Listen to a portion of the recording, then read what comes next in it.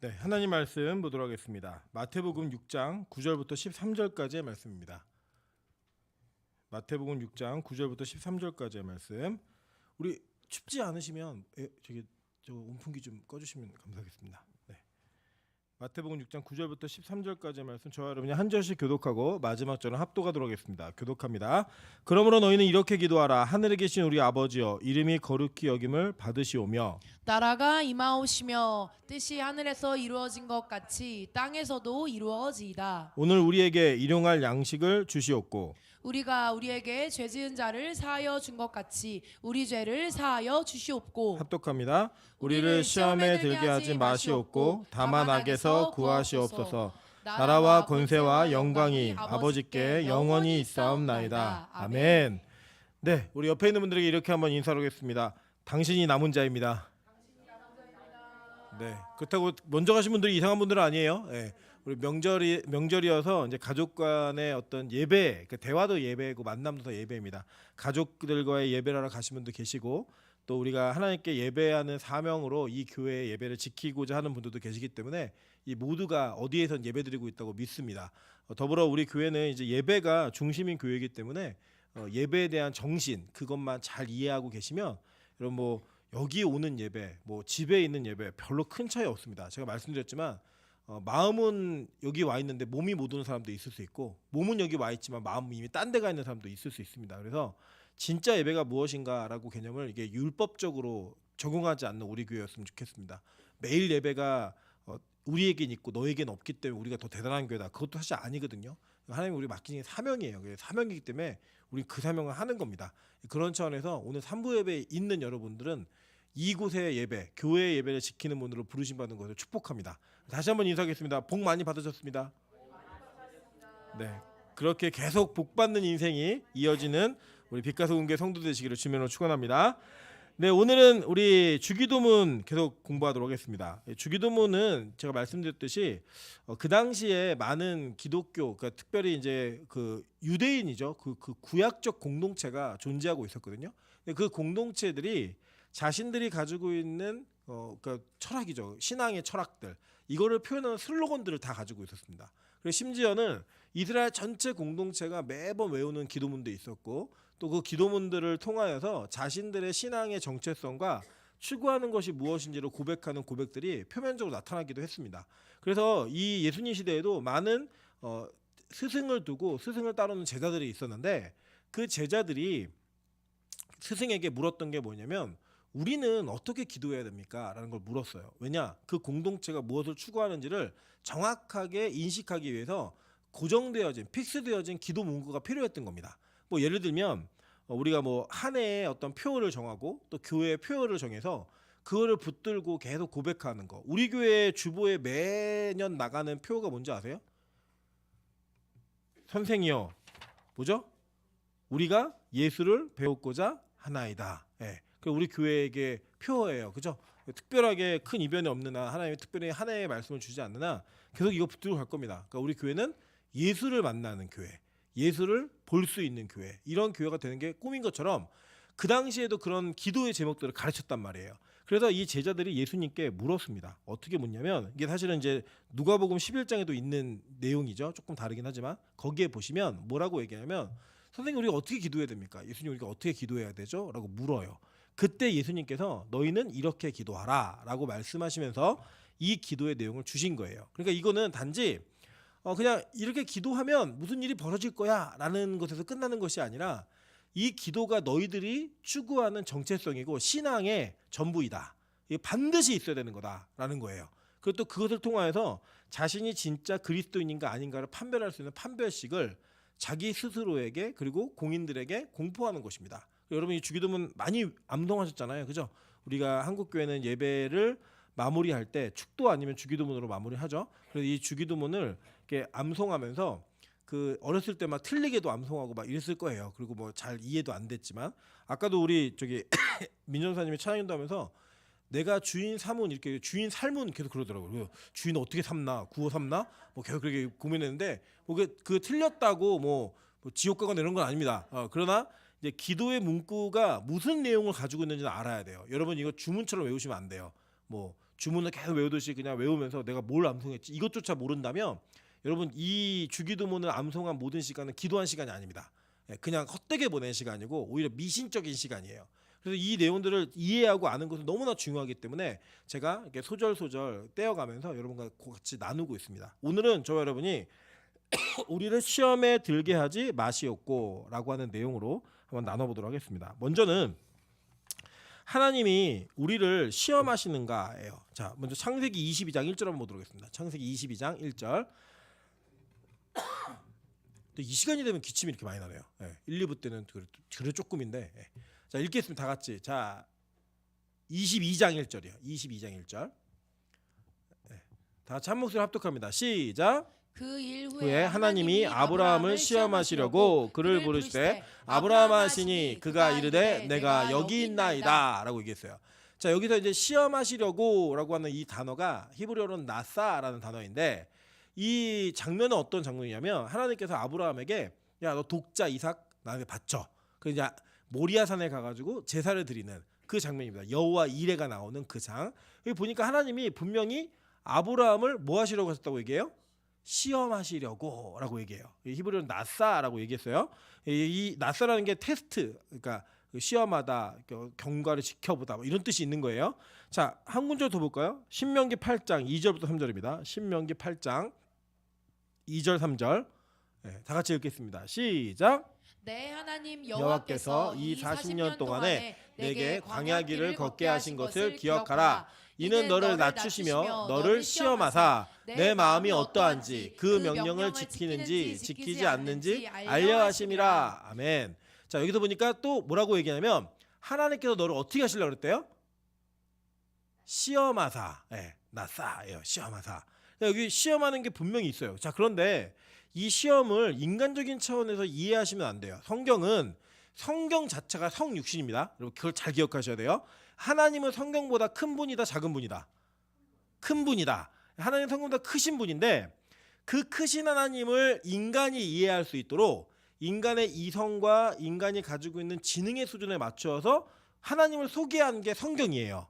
그래서 성경의 어떤 표현들은 하나님의 속성과는 조금 무관한 것처럼 보이는 때가 있어요. 뭐 예를 들자면 지금 이거 보니까 아브라함에게도 그러셨고 또 이스라엘 백성에게도 그러셨고 하나님이 시험에서 네가 나를 잘 섬기는지 안 섬기는지 알아보려고 했다. 네가 내 말에 순종하는지 순종하지 않는지 알아보려고 했다라는 것처럼 들리죠. 그죠? 근데 그게 만약에 진짜 그 진술 자체가 그냥 100%의 팩트라면 우린 뭔가 문제제기를 해야 돼요. 어떤 문제제기냐? 하나님은 우리 속도 모르시는 분이에요. 우리 남자하고 여자하고 데이트를 하다가 제일 많이 싸우는 게 뭐죠? 왜 싸워요? 왜 싸워요? 사랑하지 않으니까. 사랑하지 않으면 진짜 사랑 안 하면 안 싸우더라고요. 사랑해서 싸우는 건데 왜 싸우죠? 그 속을 몰라서 싸우는 거예요. 여자가 오빠 나 살쪘어? 이랬는데 뭐라고 대답해야 돼요? 그쵸, 무조건 예쁘다고 해야 되는데 남자들은 뭐라고 얘기해요? 지난주에 비해서 좀 찐 것 같은데? 이 얘기하는 순간 파탄이 나는 거죠. 오빠 나 사랑해? 막 얘기할 때 그 뭘 원하는 거예요? 그죠? 나 싸우자 이거 얘기하는 거죠. 뭐 먹고 싶어? 아무거나라고 얘기하면 진짜 아무거나요? 아니에요. 입맛은 없지만 네가 잘 골라서 내가 입맛이 돌만한 걸 추천해봐. 이게 아무거나라는 뜻이에요. 근데 이걸 몰라요, 속을. 그러니까 이게 다툼이 있는 거고 어려움이 있고 분쟁이 생기는 겁니다. 그럼 우리 가끔 그런 얘기 하잖아요. 나는 네가 그런 마음이 있는 줄 몰랐어. 왜? 사람의 속을 모르다 보니까 문제가 생기고 나서 뚜껑을 열어보니까 내가 기대했던 게 아닌 경우에 문제가 일어나죠. 그게 인간 사이의 관계예요. 근데 하나님이 우리의 속을 모르신다? 그럼 하나님은 우리 맨날 뭐 해야 돼요? 싸워야 되죠. 그죠? 하나님 내 속도 모르세요? 내 안에 있는 마음도 모르세요? 이러면서 맨날 항의를 해야죠. 그리고 그게 신이에요? 아니잖아요, 여러분. 하나님이 아브라함이 이삭을 바칠 거 아셨어요? 모르셨어요? 아셨죠. 하나님이 이스라엘 백성들이 광야 생활하면서 불순종하고 하나님 말 안 듣고 모세 아론 대적하고 그렇게 할 줄 아셨어요? 모르셨어요? 아셨죠. 선악과 따먹을 줄 아셨어요? 모르셨어요? 아셨죠. 그죠? 그럼에도 불구하고 하나님께서는 그 장면을 허락하시더라는 거예요, 인간에게. 그리고 마치 이 성경에 보면은 시험하다라는 단어로 나와요. 근데 이게 왜 그러냐면요. 이 나사라는 단어가 하나님 관점에서 쓰일 때는 인간을 테스트하다인데 그 의미적으로는 우리가 이해를 하면 우리 인간은 자신이 어떤 사람인지 자신도 몰라요. 여러분 가끔 그런 때 있지 않으세요? 여러분이 예를 들면 어떤 위기의 상황이나 어떠한 특정한 상황 속에서 평소에 나는 그렇게 하지 않을 거라고 생각했는데 그렇게 하는 경우가 있죠. 예를 들면 나는 절대로 술이나 담배를 하지 않을 거야 라고 했는데 하고 있는 자신을 발견하고, 아니 나는 절대로 연애 안 할 거야, 나는 결혼 안 해 이랬는데 갑자기 결혼을 발표하는 이런 일도 벌어질 수 있죠. 그죠? 우리가 우리를 잘 안다 모른다? 몰라요. 예, 우리 사실 내가 어떤 사람인지 잘 모르는 경우가 상당히 많이 있어요. 그래서 하나님의 시험은 누구를 알게 하냐면 자기가 자신을 알게 하는 거예요. 그러니까 하나님이 그 시험을 허락하실 때는 그 시험을 감당할 만하니까 시험하게 하시는 거고, 그 시험을 통해서 그 다음에 계획이 있다 없다? 있어요. 그래서 시험하시는 거예요. 하나님은 그렇게 시험하시는 분이에요. 근데 성경을 보면요, 전혀 반대되는 진술이 또 하나가 나와요. 우리 야고보서 1장 13절부터 15절 한번 보겠습니다. 야고보서 1장 13절부터 15절입니다. 야고보서. 네, 자 읽겠습니다. 다 같이 시작. 사람이 시험을 받을 때 내가 하나님께 시험을 받는다 하지 말지니 하나님은 악에게 시험을 받지도 아니하시고 친히 아무도 시험하지 아니하시느니라. 네, 여기 보니까 계속 읽을게요. 14절까지 시작. 오직 각 사람이 시험을 받는 것은 자기 욕심에 끌려 미혹됨이니. 15절. 욕심이 잉태한즉 죄를 낳고 죄가 장성한즉 사망을 낳느니라. 자, 여기 보니까 지금 이 야고보서에서는 뭐라고 얘기하냐면 하나님이 사람을 시험한다 안 한다? 안 하신다는 거예요.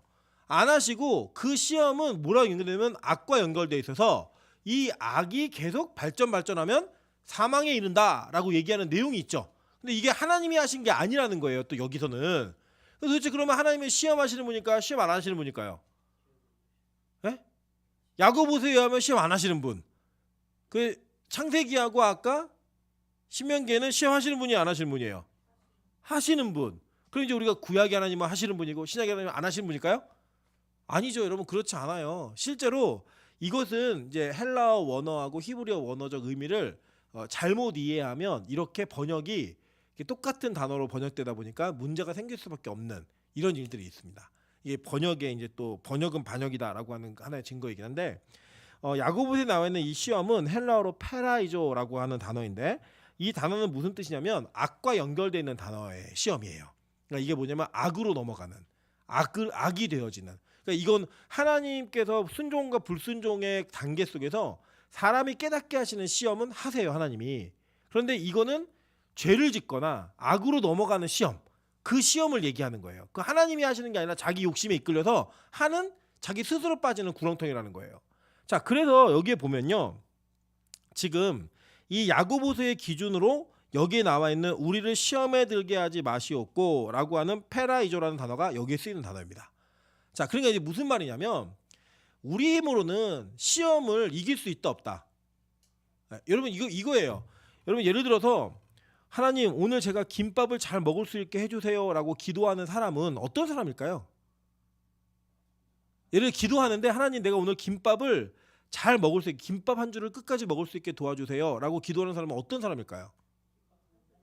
김밥 한 줄을 못 먹는 사람. 왜요? 장염과 그죠? 뭐 노로바이러스, 탈이 나거나 뭐 자기 너무 이렇게 건강이 안 좋아, 위 건강이 안 좋아가지고 김밥 한 줄을 못 먹는 사람이 김밥을 놓고 하나님 오늘 김밥 한 줄을 다 먹게 도와주세요라고 기도할 수 있죠, 그죠? 근데 우리 평소에 김밥 한 줄 다 먹게 달라고 기도해 안 해요?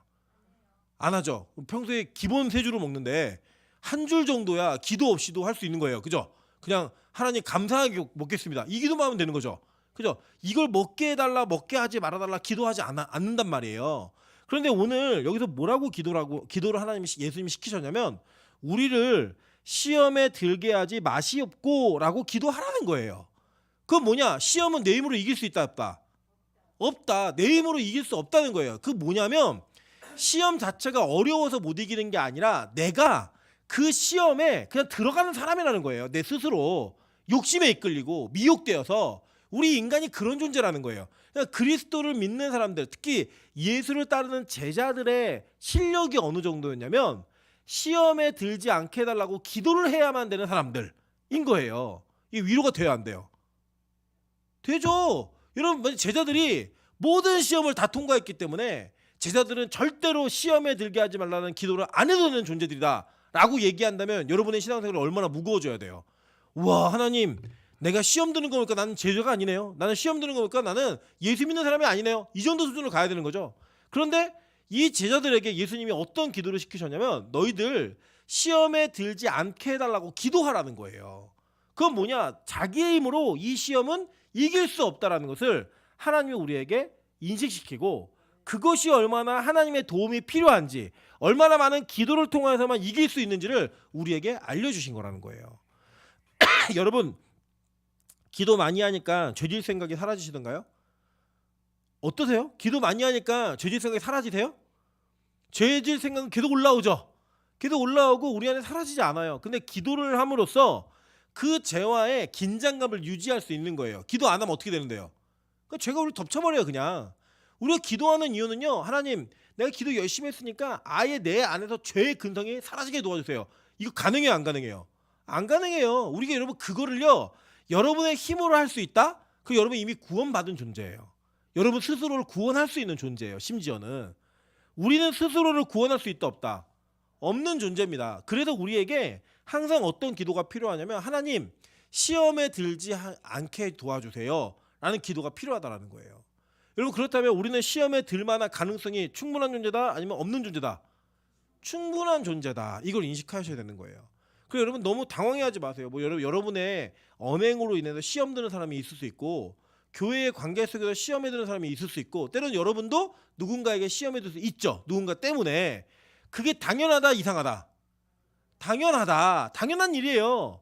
이게 없을 수가 없어요. 여러분, 제가 보니까요, 한국 사회에서, 한국 교회에서는요, 예수님이 담임 목사여도 시험 드는 사람이 있어요.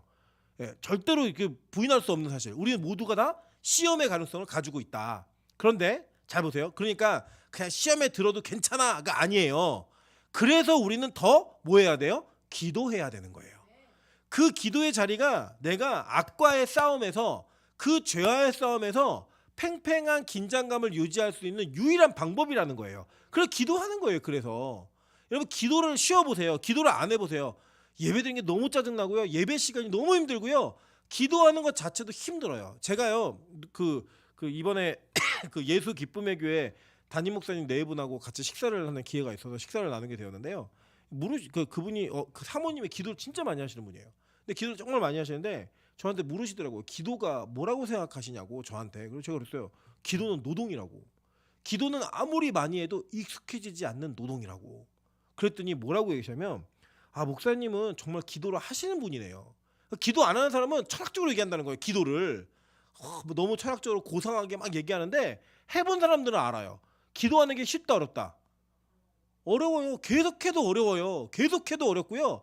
아니, 무릎 꿇고 하면은 한 1년 정도 했으면은 그래도 다리가 안 저려야 되잖아요. 저리다 안 저리다.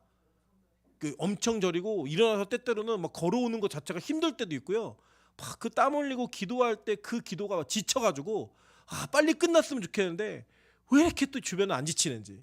그게 안 지치는 게 아니라 내가 지쳐가지고 그만두고 싶은데 옆에 보니까 하고 있어갖고 나도 하고, 또 그 사람은 또 나를 보고 지쳐, 이 사람도 하고 있는데 또 하고, 그래서 우리가 하는 거야. 한꺼번에 일시에 그만두면 그만 멈출 수 있어요. 예, 근데 그게 된다 안 된다? 잘 안 돼가지고 계속 기도하는데, 기도는 힘들어요. 계속 힘들어요. 제가 예언합니다. 앞으로 죽을 때까지 힘들 거예요. 주여. 예, 그게 기도예요. 왠지 아세요? 그 기도가 이 죄와의 싸움을 이기게 하는 유일한 방법이기 때문에. 그래서 힘든 거예요. 죄와 싸우는 현장이에요, 그게. 그래야지만 적어도 비길 수 있는, 적어도 그 시험으로 끌려 들어가지 않을 수 있는 유일한 길이 기도 속에 열려 있기 때문에 기도해야 되는 거예요. 여러분, 기도하지 않는 교회는 반드시 문제가 생깁니다. 기도하는 교회만이 그 죄의 문제로부터 벗어날 수 있고, 그 죄와의 긴장감을 유지할 수가 있는 거예요. 여러분, 우리가 이 땅을 살면서요, 죄와의 긴장감을 유지한다는 얘기는 뭘까요? 죄와 계속 씨름하고 있다는 얘기예요. 이미 그 죄로부터 전복된 자는요, 그냥 죄하고 엉켜 살아요. 그래서 자기가 시험에 들어서 사는 사람은요, 그게 시험에 든지 몰라요. 그래서 제가 가끔씩 막 이렇게 시험 든 상태에서 쉽게 결정하는 얘기들을 하는 사람들을 보면서 뭐라고 하냐면, 지금 말하지 마. 지금 너는 이게 영적으로 안 좋은 상태이기 때문에 무슨 말을 해도 답이 아니야. 오답이야. 그때는 말을 하지 못하게 해야 돼요. 왜냐하면 그렇게 말함으로써 사람은 또 뭐가 있냐면 지가 말하면서 틀린 줄 알아요. 근데 한 말 때문에 그 자기 자신의 방향성을 돌이키는 걸 너무 힘들어하는 사람들이 있어요. 뭐 예를 들면 나 이거 안 먹어. 나 죽어도 안 먹어. 근데 배고파요. 이거 먹어야겠어요. 근데 자기 한 말 때문에 못 먹는 체면 때문에 못 먹는 사람들이 있어요. 그죠? 나 이 교회 안 나가. 나 다시는 여기 교회 나오나 봐라. 이 얘기하면 그 말한 것 때문에 오고 싶어도 못 오는 사람이 있다고요. 그래서 여러분 진짜 내가 영적으로 안 좋잖아요. 그럼 말을 줄여야 돼요. 말을 줄이고 행동도 뭔가 결정하고 하는 것도 줄여야 돼요. 특별히 영적으로 안 좋을 때, 영적으로 정말 다운이 되고 어려울 때요, 절대 남자친구 여자친구 사귀지 마세요. 네. 왜 그러냐면 물건은 바꾸면 돼요. 물건은 뭐 예를 들어 자동차를 샀다, 바꾸면 돼요. 집을 샀다, 힘들지만 바꾸면 돼요. 마음에 안 들면. 남편은, 부인은 못 바꿔요. 그 영적으로 진짜 안 좋을 때 결혼한 사람들이요 계속 후회를 하더라고요. 계속 후회를. 영적으로 진짜 안 좋을 때는요 중요한 결정을 뒤로 미루세요. 그리고 진짜 중요한 결정할 때에는 그걸로 인해 시험에 빠지지 않기 위해서 해야 될 일이 뭐냐? 반드시 기도하셔야 돼요.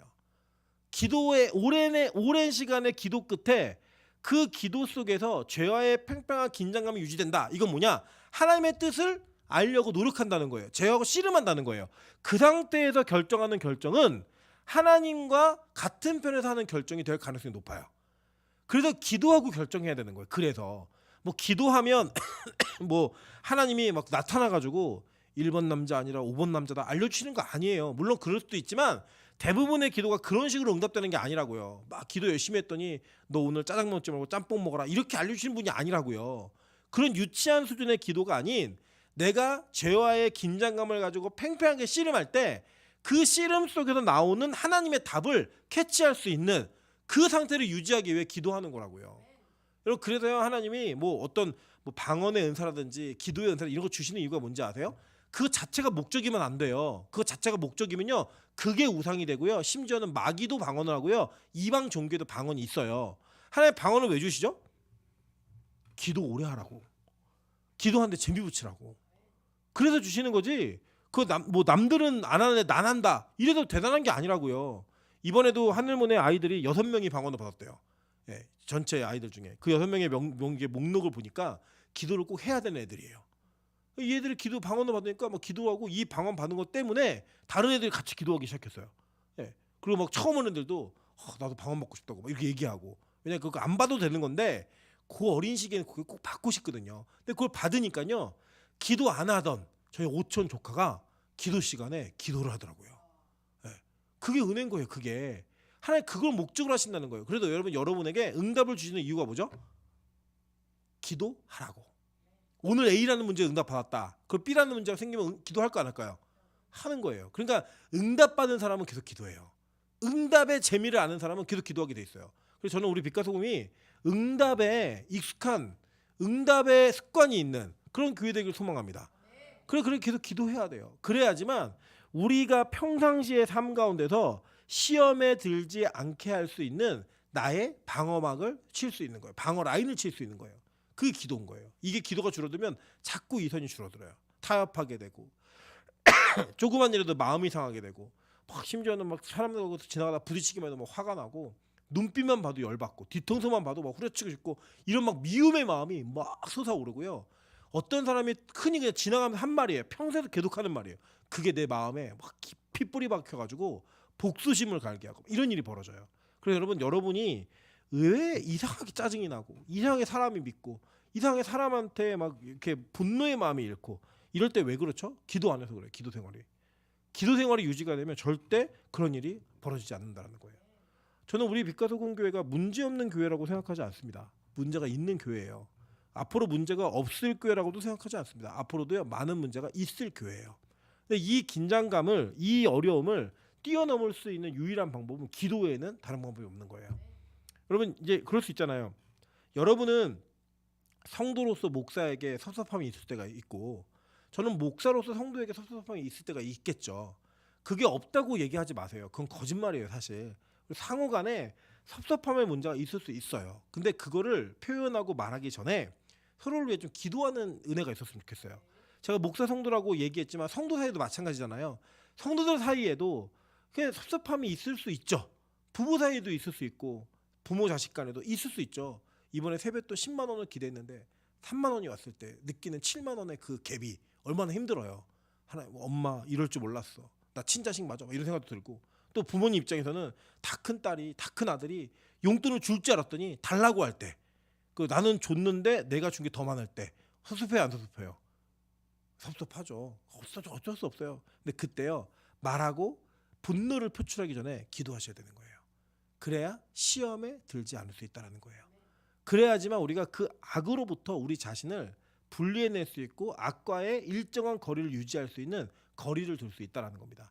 여러분 저는 우리 빛과소금교회가 그런 기도가 넘치는 교회가 되길 소망합니다. 맨날 뭐 해달라 뭐 이루어달라 이런 거 말고요. 하나님이 우리에게 가르치신 기도, 예수께서 우리에게 이렇게 기도하라고 가르치신 그 기도 속에 우리 힘으로 이길 수 없는 시험의 문제를 의탁하며 기도하라고 말씀하셨어요. 여러분 이것을 위해서 방비하며 기도하다가 진짜로 여러분이 이 죄악의 문제로부터 자유함을 얻을 수 있는 그날까지 기도를 멈추지 않는 진짜 교회, 진짜 성도 되시기를 주님의 이름으로 축원합니다. 같이 한번 찬양으로 기도하며 나아가도록 하겠습니다.